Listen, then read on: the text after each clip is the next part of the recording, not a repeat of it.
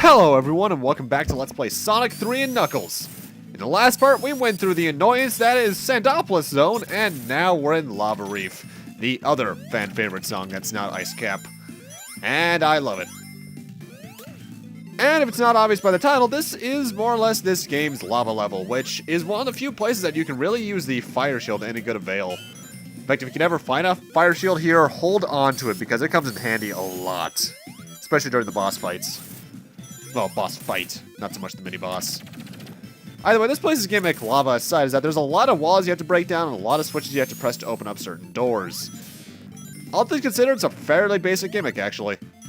Though I gotta say, I love the background once again. You know, backgrounds in the Sonic games are things I don't really notice unless I'm doing a Let's Play, actually, because for the most part, I'm looking at Sonic and what's in front of him, not what's behind him. That's a really nice background. And these things are pretty simple as well. You just rev up with your super spin dash and you go along pretty well. Most of the enemies in this area aren't too annoying. There's those... Ha! Suck it, lava! There's those little rock guys like that one right there that explode and just send some pellets around. And some sandworms. And then there's this guy. He just died. I guess he's like an upgraded version of the guy from, of the mini-boss from Marble Garden, but he's really pointless. By the way, Hypersonic breaks this level in half, especially when you can get a special ring that you're not supposed to get unless you're on the second level.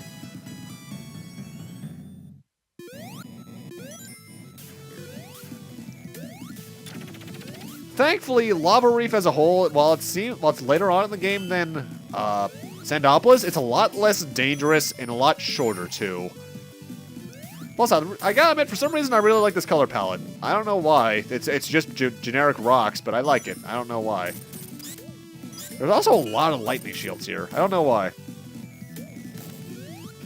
Because you'd think for a lava level, they'd give you a lot more fire shields. But no, they give us a lot of electric shields, too. Also, one thing I actually forgot to mention that I just saw happen. When you do Hypersonic's little boost dash, I mentioned how the screen flashes and you also just boost forward in any direction that you're holding. One thing I actually forgot to mention is that the flash of the screen actually kills any enemies on it too. So Hypersonic is a lot more powerful than I led to last part. Sorry about that. That's actually a feature of Hypersonic I tend to forget about because usually I kill any enemies on sight anyway, so they're not usually around in order to see Hypersonic's wrath, and I'm getting into this bonus stage to get out of Hypersonic. Woo, 2 rings. I actually don't know what all the values of rings you can get from here are. I know there's one you can get like 80 from if it's a certain amount of jackpots or Sonics or something, but yeah, it's not really worth knowing to me. And mini-boss of Lava Reef is these 2 tendrils. Each tendril takes 4 shots to take down, and any pellets it shoots out can be deflected by the lightning shield. And then there's this hand, which is actually a bit of foreshadowing to something we'll see next part. You can only damage it in the center, though, so watch out for that. And I think if you don't have rings, it counts as a crush death, too, weirdly enough. But once you get here, it's really easy, because you can just more or less jump and land on it. And if you're Hyper or Supersonic, you can just stand there and have it just damage itself by trying to touch you.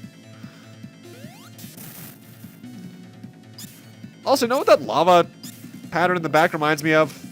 Bubble Man stage from Mega Man 2. NES version, not Genesis. Because I see that and I get immediate flashbacks to the huge quality downgrade that freaking waterfall background causes. Ugh. It's a nightmare. And that's the end of Lava Reef Act 1. Very easy, honestly, and honestly really fun. And now it's time for Lava Reef Act 2, which, if you pay attention to the music, sounds a little bit familiar.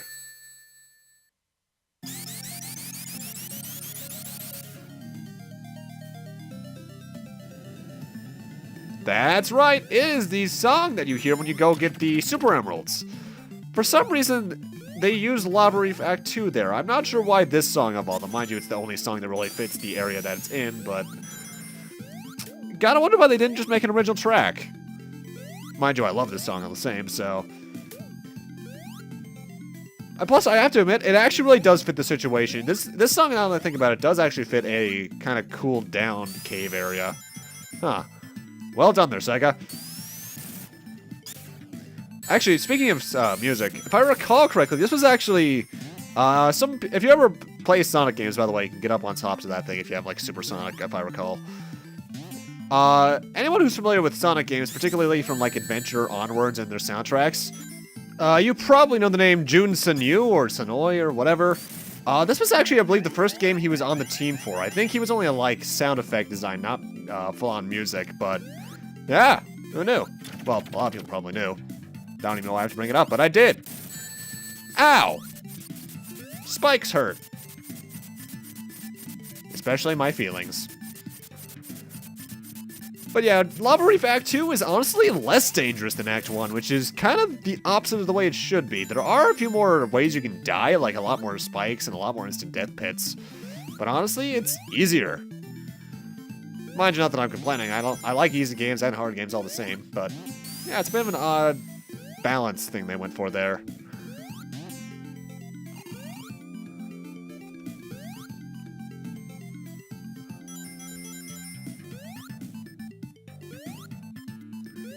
Though I have to wonder, how are those spike balls orbiting those land masses? Because that makes no sense. Mind you, I shouldn't be questioning sense and logic in a game about a blue hedgehog who runs really fast.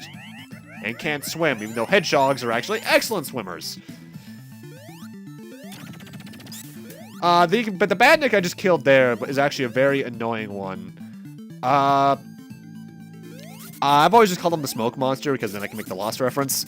But the way they work is that you can to kill them, you need to hit the canister, not the gas itself. The gas is actually the thing that damages you, though. But it doesn't outright hurt you. It actually just takes away your rings by one until you have no more. In which case, it will kill you. So, watch out for that. Also, this thing's kind of finicky when it gets to when it comes to getting the right timing, because it's very easy to just... you can jump off of it easily, yeah, but... getting the right amount of momentum can be kind of picky sometimes. And if you come up here, there's a special ring. Which means more rings for me. Yay!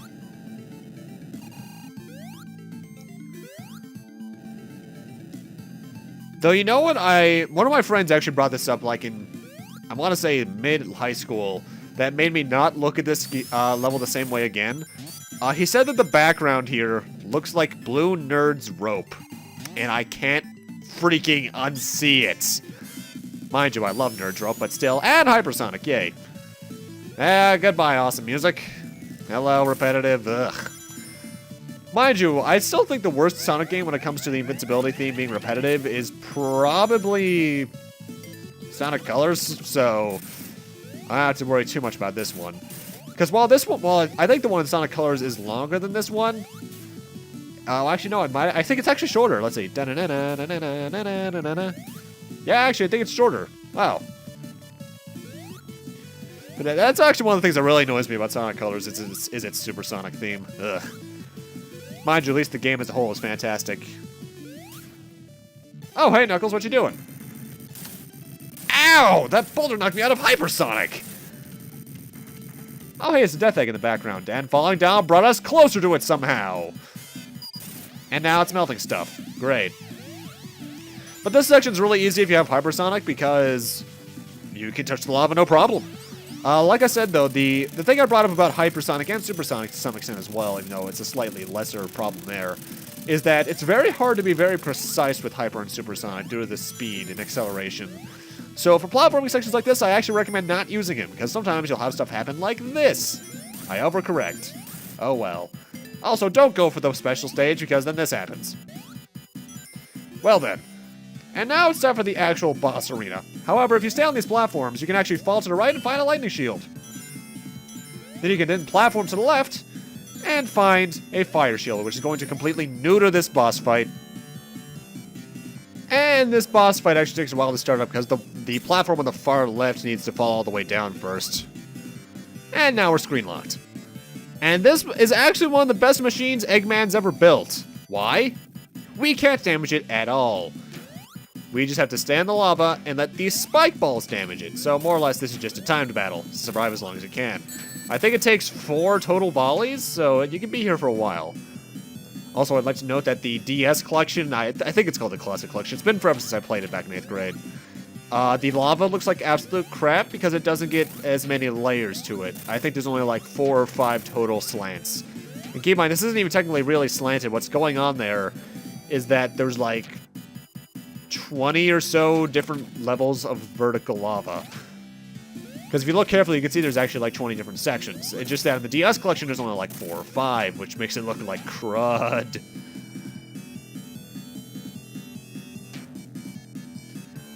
Kind of odd, though. This is technically the best machine Eggman's ever made because it's completely invincible to us, yet he never makes anything out of this material again.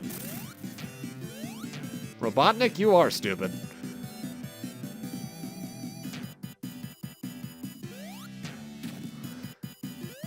Admittedly, sometimes the jumps can be kind of hard to judge because, first off, they always come with the exact same pattern, the platforms.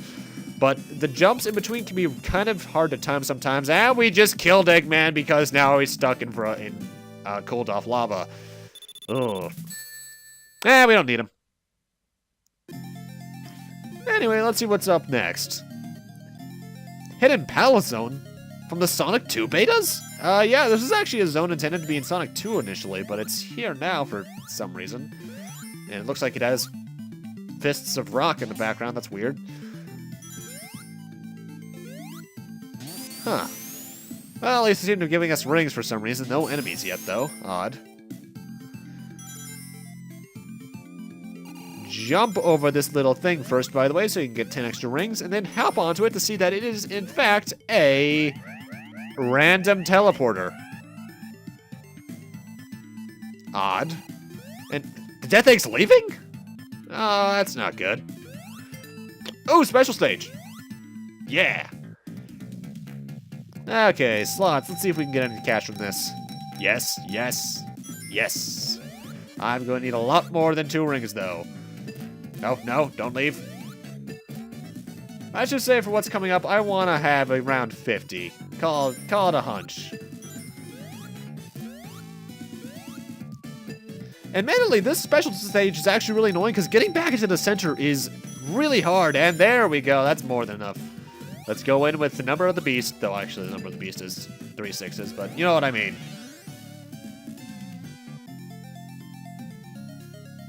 Alright, let's see what we got going on over here. Oh, hey, that looks like Eggman and me. Oh, hey, Knuckles. Meet Hypersonic. You can't touch me. You can't touch me. Yeah, this fight's easy. What you're supposed to do is, when he's flying, jump in and hit him in the back of the head, but Hypersonic makes it even easier than it should be. Either way, should we be worried about how foreboding that tapestry is? No? Okay. Oh, hey, we're actually back here now. That explains the music. Eggman, you're getting away with the Master Emerald, really? Actually, this thing is the reason why Knuckles was attacking us, because Eggman came to Knuckles and said, hey, this blue hedgehog's gonna try and steal this thing. And like the idiot Knuckles is, he fell for it. Ow! It was shocking. You alright, buddy? Ow, my knees. And we're stuck in here, great.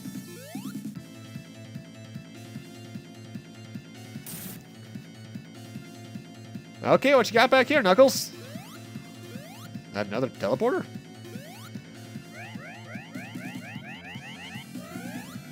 I'm horribly confused. Welcome to Sky Sanctuary Zone, everyone. That's rather sudden, and now we're like 3,000 feet in the air. Oh boy. Yeah, we failed in making that thing go up twice now. Great. Well, we have work to do. How are we going to get across this pit? If you actually go over the pit, you do float. Oh, some reason you can jump longer than us. What about you?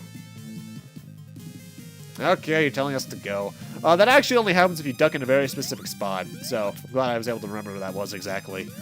Sky Sanctuary Zone, first off, is a 1-act zone, and the only enemy in it is that EggRobo, which is kind of an annoying badnik, actually, because while it is huge and an easy target, its laser, while delayed, is such an annoying thing to dodge for me because it's almost always right above me when I try to jump into him.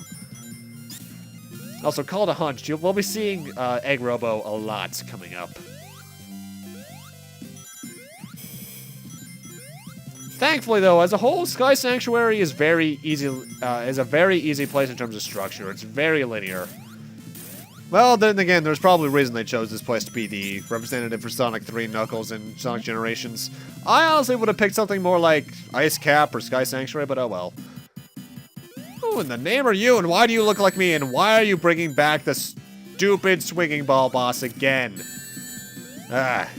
Either way, the guy piloting that is Mecha Sonic, not Silver Sonic or Metal Sonic. Mecha Sonic, the highest advanced, the most advanced thing Eggman's ever made, and he killed me. Thankfully, I killed him too.